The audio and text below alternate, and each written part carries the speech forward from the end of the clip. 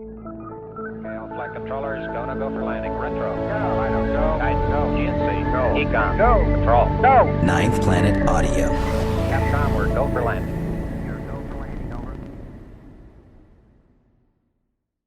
I don't know if you're busy, but we're basically trying to get them to change the mascot tonight.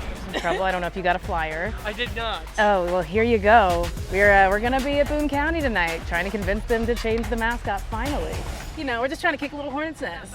Or at least post it, send it to your friends, anybody you know who's around. Okay. That'd be great. The news is coming. And we're in town going to the site-based, or the school-based, yeah. Sure. And, you know, it's Juneteenth, and they didn't call off, so it's time to remind them. Whew. Sorry that last episode was a bummer, but surely you didn't think that was enough to keep me down.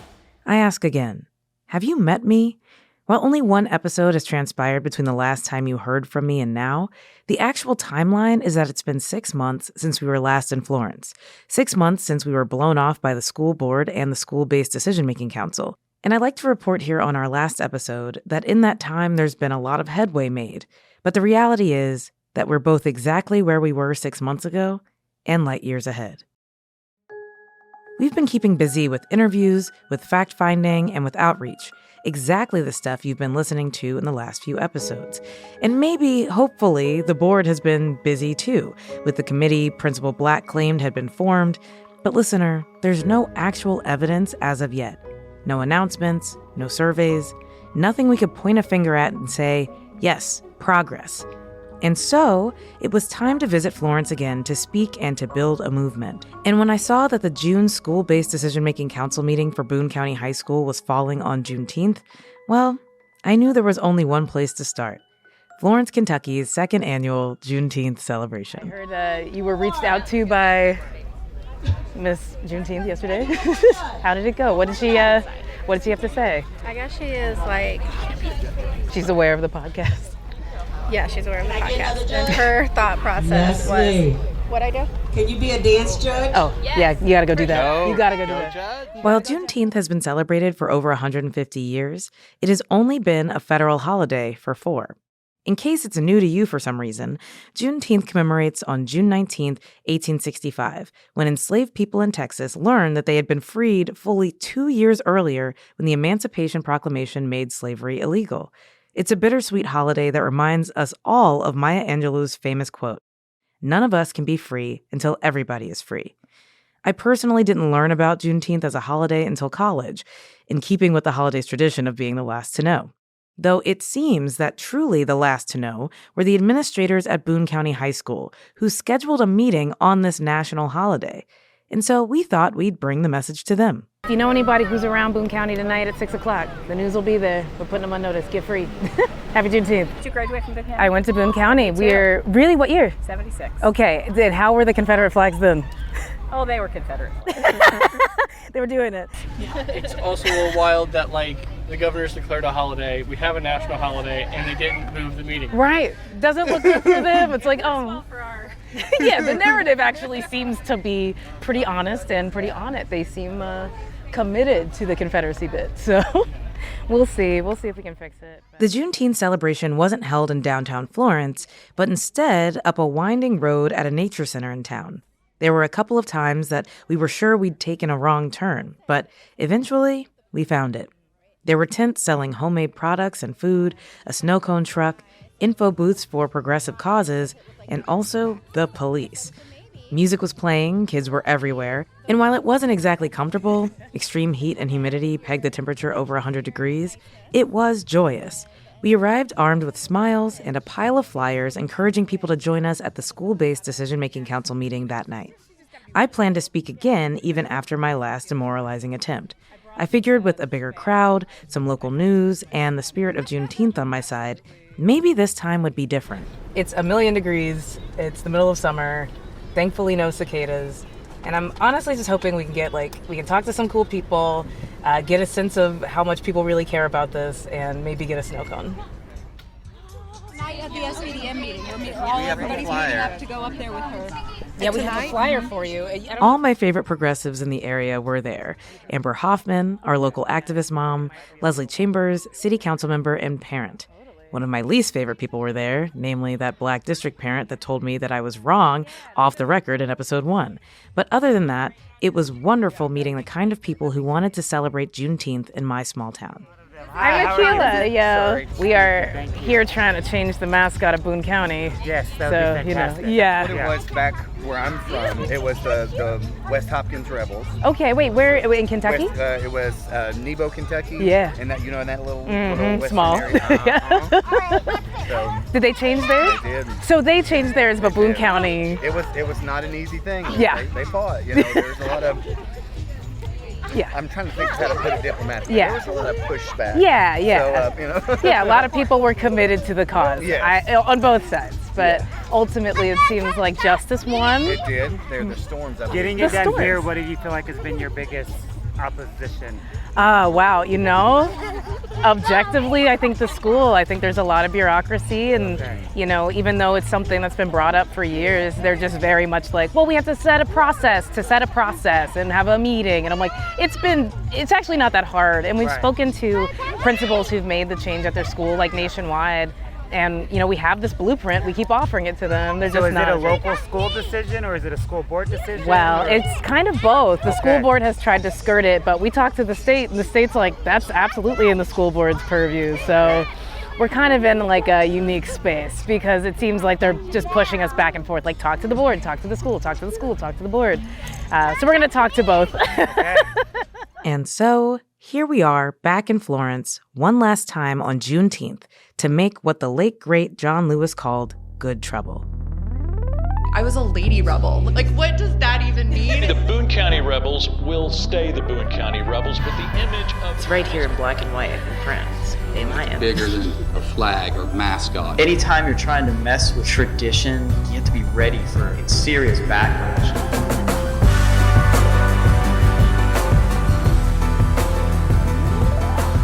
From Ninth Planet Audio, I'm Akilah Hughes, and this is Rebel Spirit, Episode 10, Stay Free.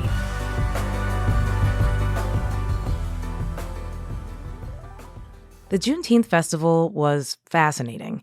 It was small, mostly people who knew each other from sharing a common cause on issues like SB 150, the transgender student bill that passed when we first arrived. It was good talking to some new people, especially the Black people of Florence, about what we've been trying to do.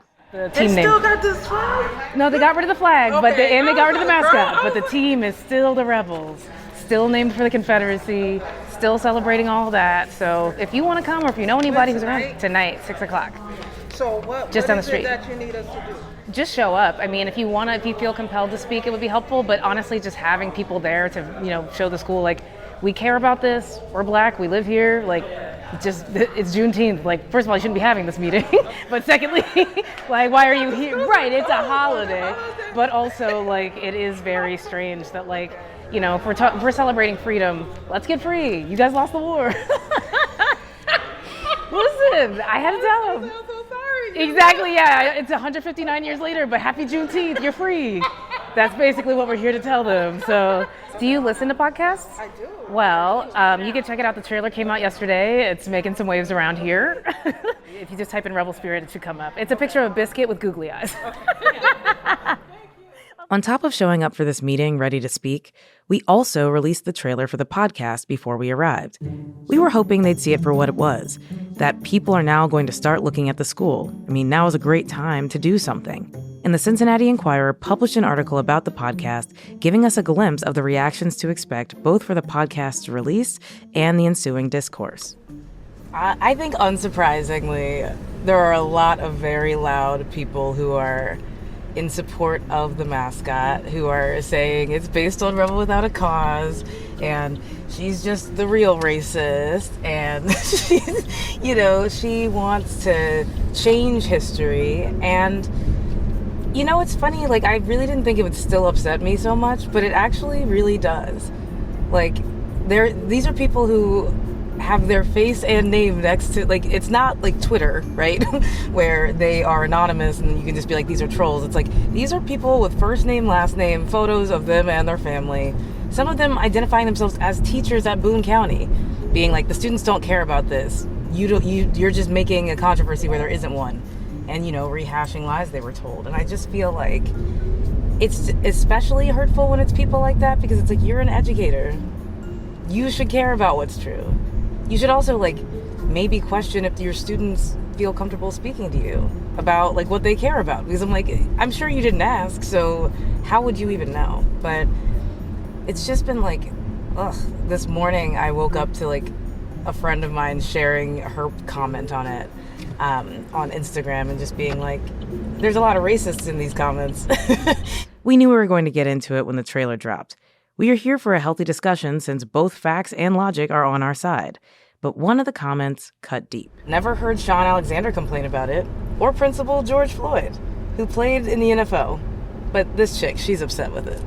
We have racist people hiding behind black faces to be like, yeah, well, they said it's fine, so, their black feelings trump yours. It's like, you don't even know them.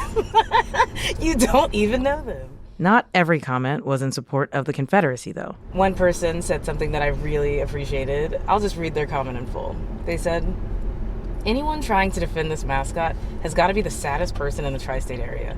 If you're clinging onto high school nostalgia over a dumb, racist caricature and its remaining remnants, push on. Clearly, your life is fine if that's your biggest concern here. Boone County has huge forests and parks. Be the Rangers or the Grizzlies, or something simple like the Stallions, or whatever. And 12 people liked it.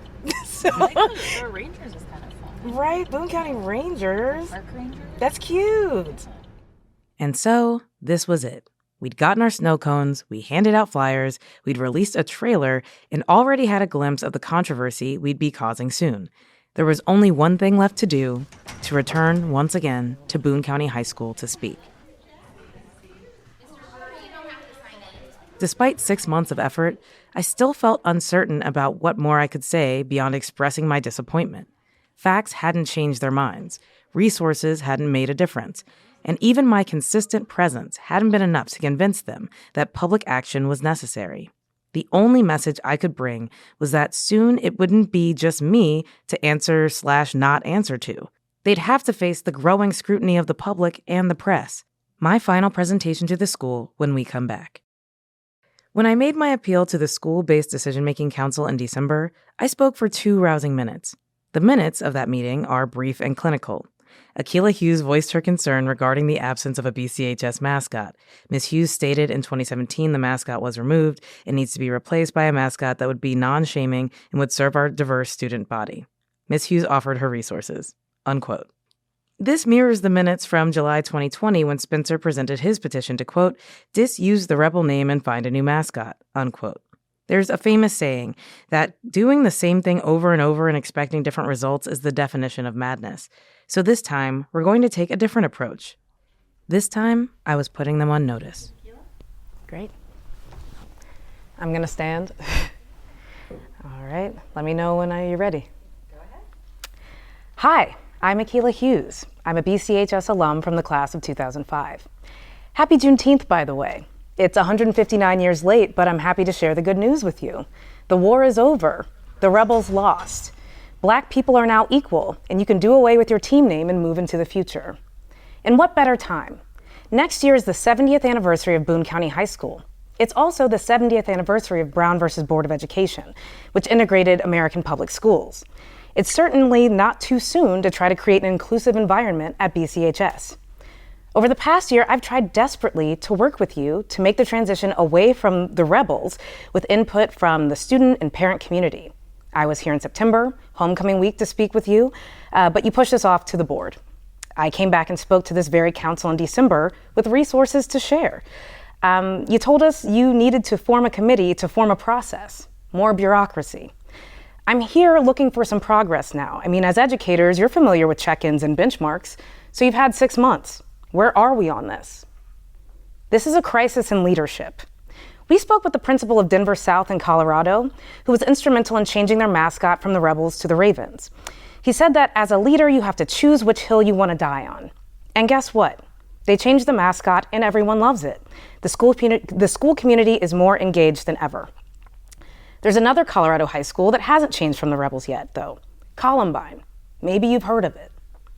The values you spout need action to support them. We've been nice, available, agreeable, and invested. So on September 3rd, the Rebel Spirit podcast will be released to the world. and they will see exactly what we've been up against in trying to bring progress and opportunity to you. You still have time to be on the right side of this, but you're going to have to actually do something. We aren't going anywhere. This issue isn't going anywhere. See you in September. And then Amber Hoffman, who was one of our first allies on the ground in Florence. I came and spoke as well. Obviously, I'm here in support of Akilah Hughes and what she's doing, but I live in Boone County. I grew up in Boone County. I currently raise 2 children in Boone County. And I understand that you guys are trying to move forward. I've seen the progress that you've tried to make with, just getting rid of the mascot, trying to change the name. I see the inclusivity stickers all over every door in this room. I was a district ambassador, so I've been in and out of this building several times for that as well. I sit on the SBDM at Camp Burns Middle School right now, so I understand the awesome responsibility that you guys have and what you're doing. But I also want to share something with you from the perspective of not just a parent, but as a Boone County resident and community member. There's 2 things you should know. The first one is that the state of Kentucky takes in the 4th highest level of immigrants in the country. There's only 3 other states that take more immigrants than we do, and that's Texas, New York, and California. Okay, so we have a growing and diverse population, and you know it. We are getting those students in every day. I know that one of our middle schools got over 30 students from Guatemala in like a 1-month period of time. So this is our opportunity to show those families that we care about people of color and what matters to them. She is an alumni. She has been here before. You know her. But I'm also going to live here, and I'm going to be here, and when she's not here, we will be back on her behalf, because this is important to me. It should be very important to you as well, and I know that you guys care about the kids. I've worked with educators and individuals that take the time to do this kind of work, and I know that you're here because you care about the students. This is an opportunity to give students of color the chance to understand that not only do you care about them, that this may not be an issue that's touching them currently, but you understand in the long run it will. In high school, she may not have cared necessarily that her rebel mascot was a former Confederate soldier, but now as an adult, she can look back and be ashamed of that. And you have the opportunity to change that for the students that are currently going to school here. So I encourage you to do that, and again, we will be back. Short of just playing every episode of Rebel Spirit for these decision makers in some kind of hostage takeover situation, I can't think of how to state our cause and reasoning more plainly. But I remember especially after speaking with Rhonda Lavaldo in episode 5 about changing the names of Native American branded sports teams that there's only so much explaining you can do before you realize it's not about making it clearer. It's about whether they're ready to listen, to actually hear it. And sometimes, no matter how plain you make it, you don't see the light turn on behind their eyes. And so with no one at the school willing to engage, we're left once again whispering in a hallway. Okay. So, and she said that there is stuff that's happening behind the scenes. Good. So, which that's not the first I've heard of that. They told us they were going to form a committee, and they just never have. I mean, they're just completely opaque. I think they have. Oh, interesting. It's just not. Okay. They have a separate double secret committees. Yeah, there's a lot of those. And they have it at Fill every this SBDC situation committee, or Yeah, right, probably. I gotta be honest, I have no faith in these people. I think the only way that this will change is when they're shamed publicly. And I think that this podcast, with the history of it, with the other schools that have been able to make the change, with Cincinnati media covering it at length, I think that it's going to just force their hand. Because they'll take this, I mean, come on, I graduated 20 years ago. You have to keep stoking the fire, truly. Like, it won't get done if you don't. Yeah. And that was it. It was time to say goodbye. Time to head home. I just want to say bye, because I love you guys. You guys Thanks, are great. Leslie. We appreciate all your help. Truly. Thank you for all you've done. Thank you for bringing the kids and everything. We really appreciate you. Bye, Leslie. Have a good rest of your Juneteenth. Stay free. That's all we can do here. It's true. It's all we could do here.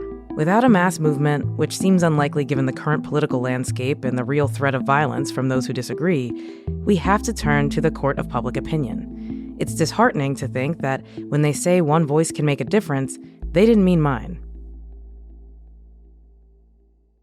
And so we wind up here in the 10th episode, having not delivered on the change we were hoping to make when we embarked on the journey of making this podcast more than a year ago. It's hard not to feel discouraged. And so I wanted to talk with people who had faced adversity and had come out the other side of it, to find out how they did it in order to figure out how maybe I could do it too. My first stop was someone who has seen a lot more history than me, to help get some perspective. It was not a happy experience for anybody involved because the government of Mississippi defied the court order to integrate, and it created nearly a month of back and forth. At the start of the semester in 1962. This is Curtis Wilkie, legendary journalist who at 83 has spent more than 60 years writing about civil rights, politics, and the American South.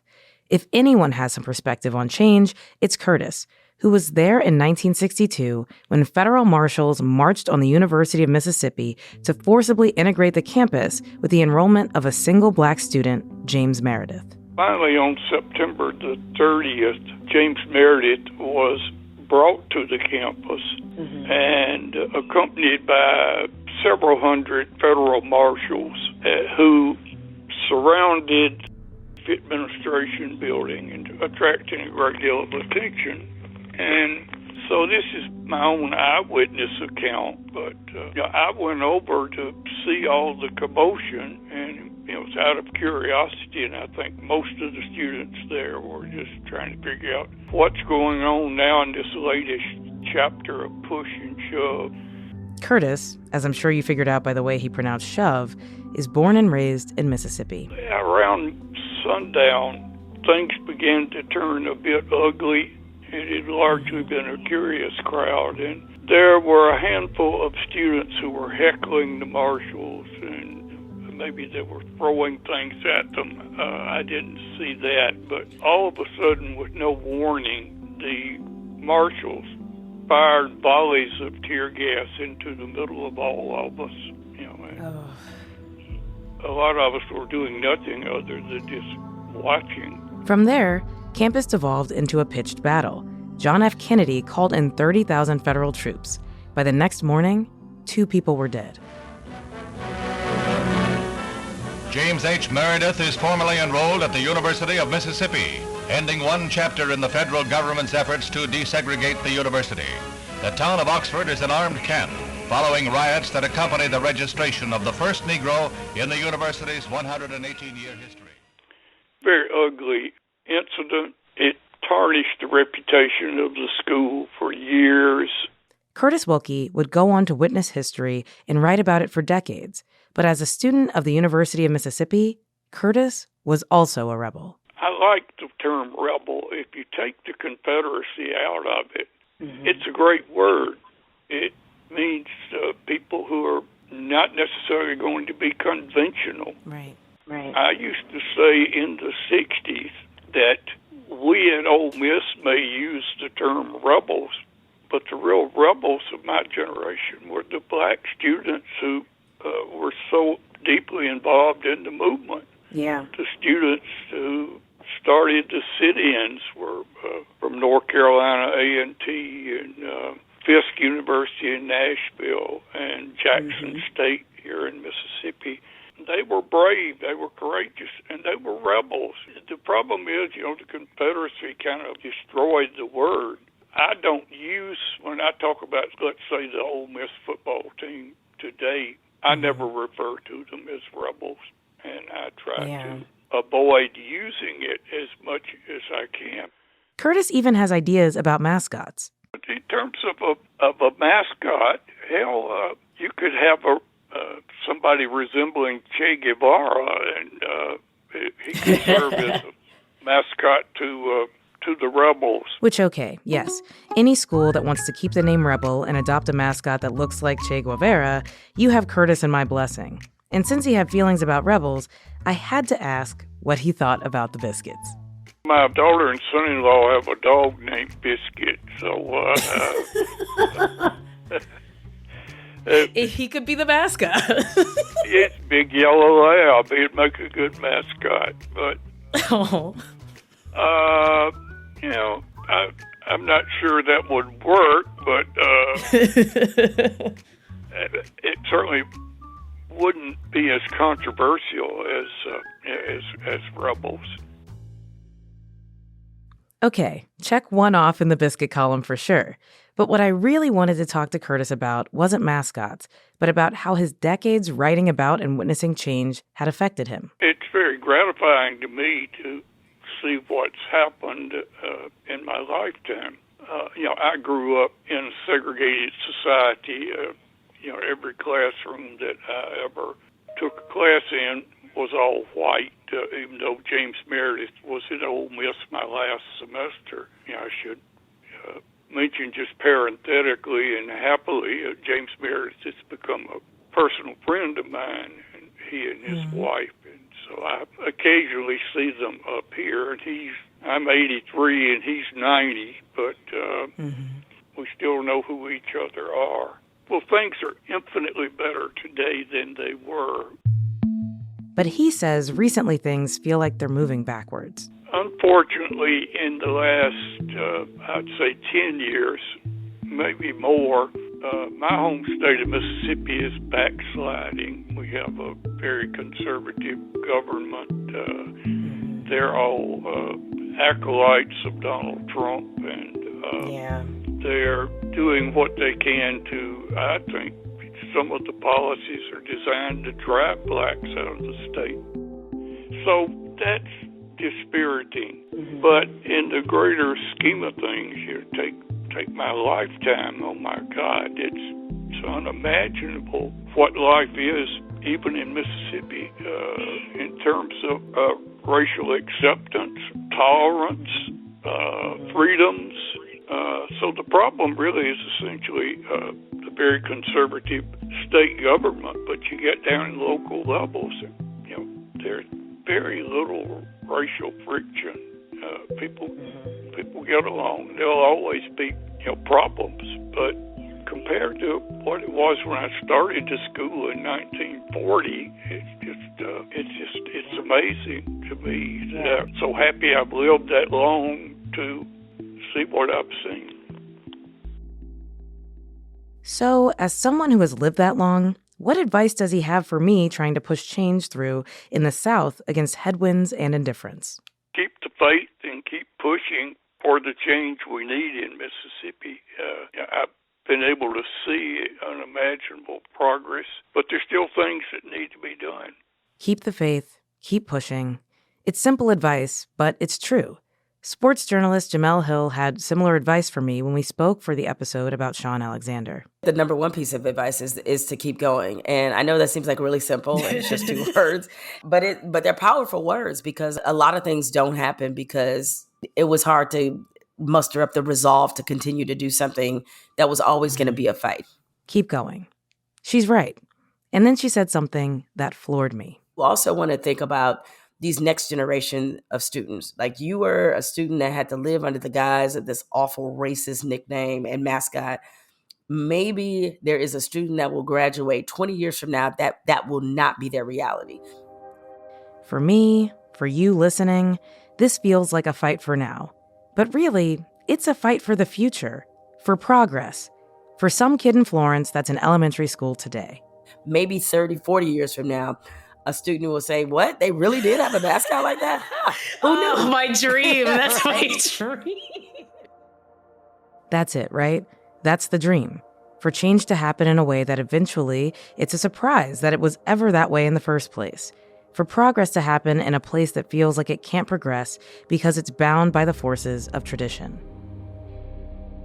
Tradition is dead people's baggage. That's Roy Wood Jr., quoting the comedian Doug Stanhope. This idea that we must do it like this, because this has always been done. Come on, y'all. This has been done. This has done. Come on, baby. It's like, no, you can just say we don't want to do that anymore. Roy is hilarious. I mean, first off, he's one of the best comedians working today. He's a longtime contributor to The Daily Show and the host of the new CNN comedy news show, Have I Got News for You? But he also thinks a lot about and was the host of the NPR podcast, The Road to Rickwood, about the Negro Leagues and the civil rights movement in Birmingham, Alabama. Part of why I enjoy reading autobiographies, for the most part, I don't read fiction. I'm mostly a self-help and an autobiography type of guy. And a lot of that boils down to understanding that other people's experiences, none of them were absent of struggle. Roy's perspective is one I sought out for this episode because despite the fact that he can completely crack me up every single time, he's also always thinking deeply about things, especially when it comes to the South where he grew up. I think where you're from is a combination of first fight, first kiss, where you graduated high school. Mm-hmm. I like that. I like that as the metric. That's where you're from. One thing I really appreciate about Roy is he's always willing to say it like it really and truly is. You're talking about a part of the country where if you're taking this position, that's not the popular position to have. So you're dealing with a lot more shit, so you almost have to open your network up to other people and other things and other people in other places to just talk. And I know it sounds cliche, but literally just having a conversation with other people can grow things leaps and bounds in terms of your spirit. And fighting for the right thing is hard, and I think it's almost impossible to not let things affect you emotionally. Yeah. You know, I think it's next to impossible. So you have to be able to protect yourself and look out for yourself a little bit. And the best way to do that is just finding other people that are dealing with the shit, you know. Talking to Roy, he can pivot from serious to hilarious before you know it. But that's doubly true when he's sharing his, let's call it interesting solution to the mascot problem. When you look at the Florida State Seminoles, right? The Seminoles operate under a different situation because they've made good with the Seminole tribe and whatever agreement they've set up where the Seminole tribe is like, you know what? We ain't tripping on this shit like all them other mascots with the Indians. Do what you do, big dog. Go Florida State. Matter of fact, tomahawk chop, put a white dude in face paint, let him stab a flaming spear at the 50-yard line. Cool. Nice.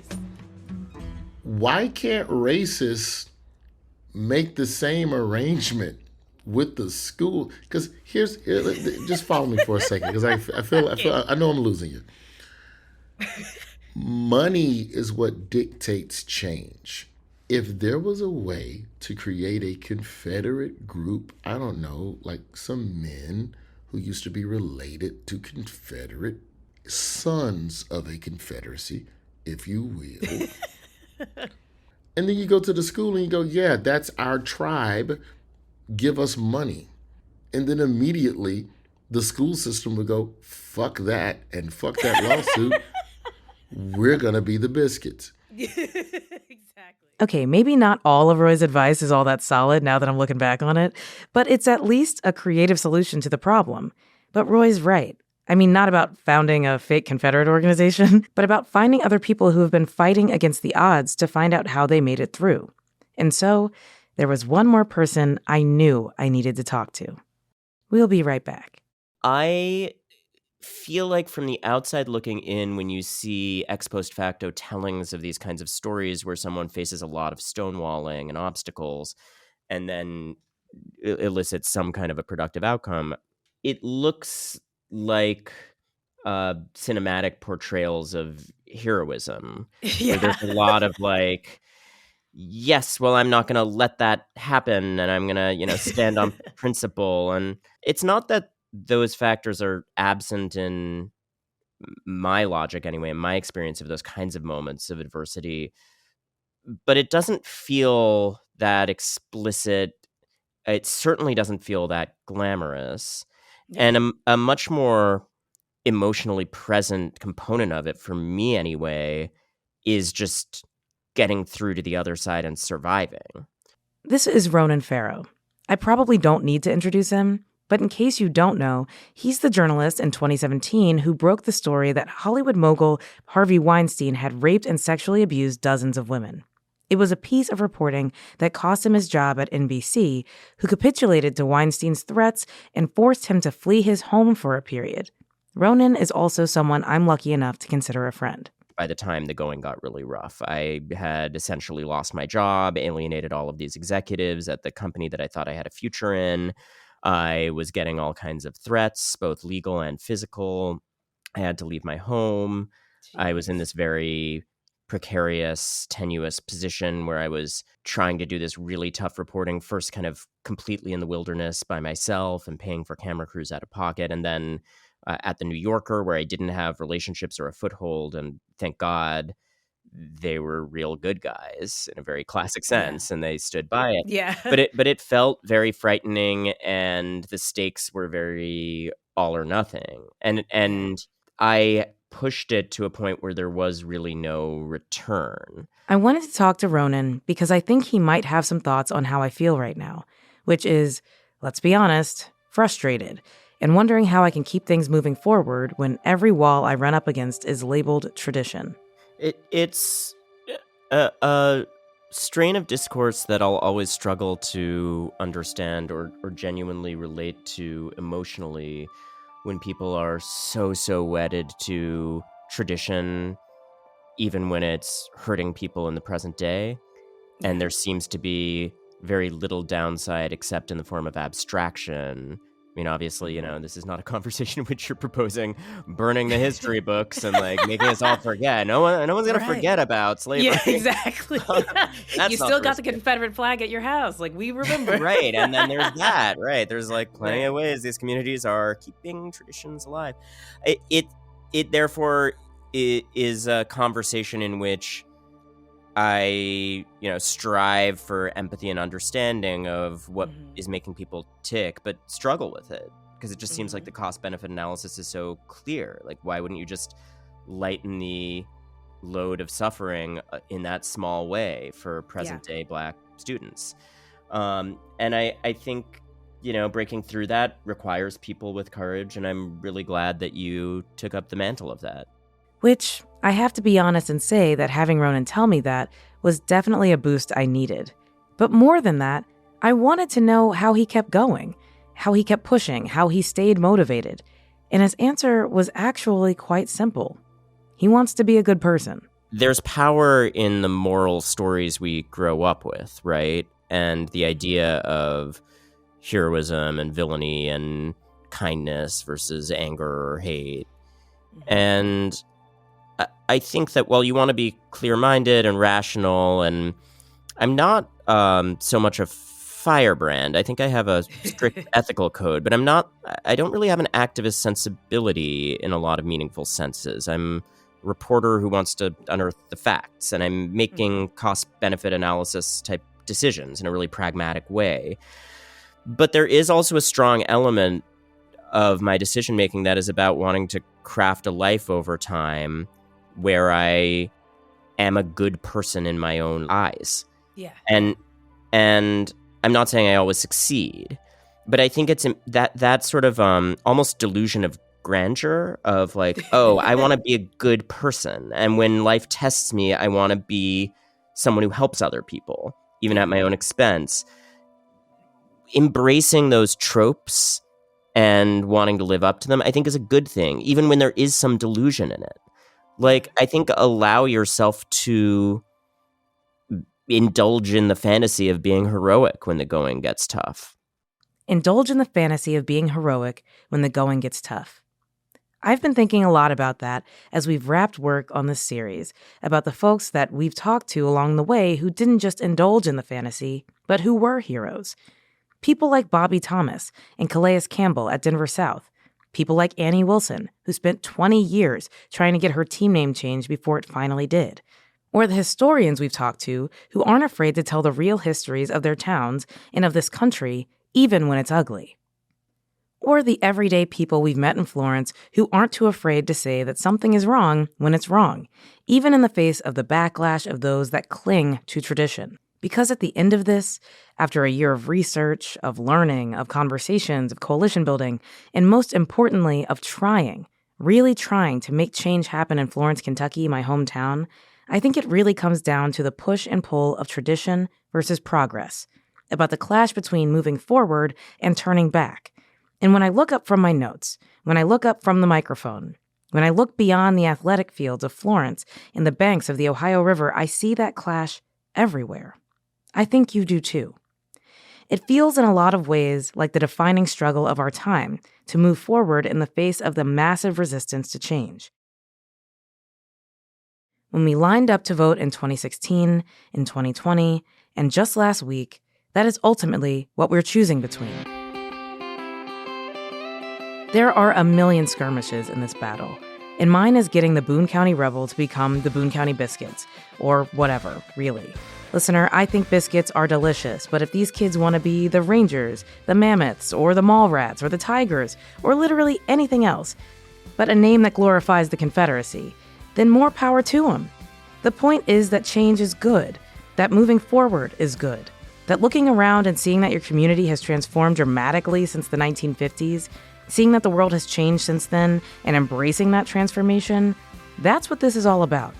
And so, let's all indulge in the fantasy of being heroic together. First, an ask of you.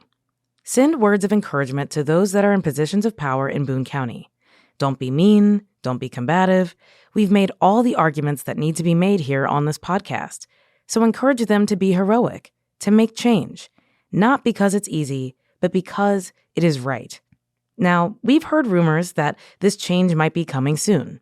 We've tried to chase them down to confirm if it's really happening, and we've once again hit dead ends.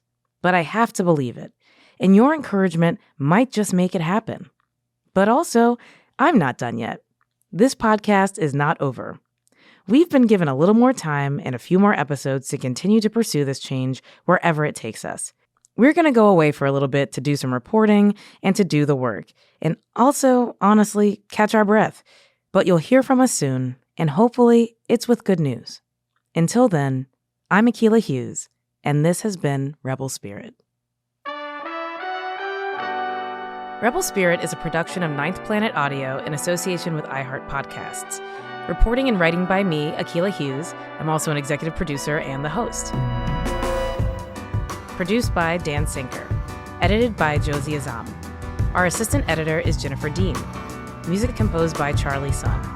Sound design and mixing by Josie Azam. Our production coordinator is Kyle Hinton.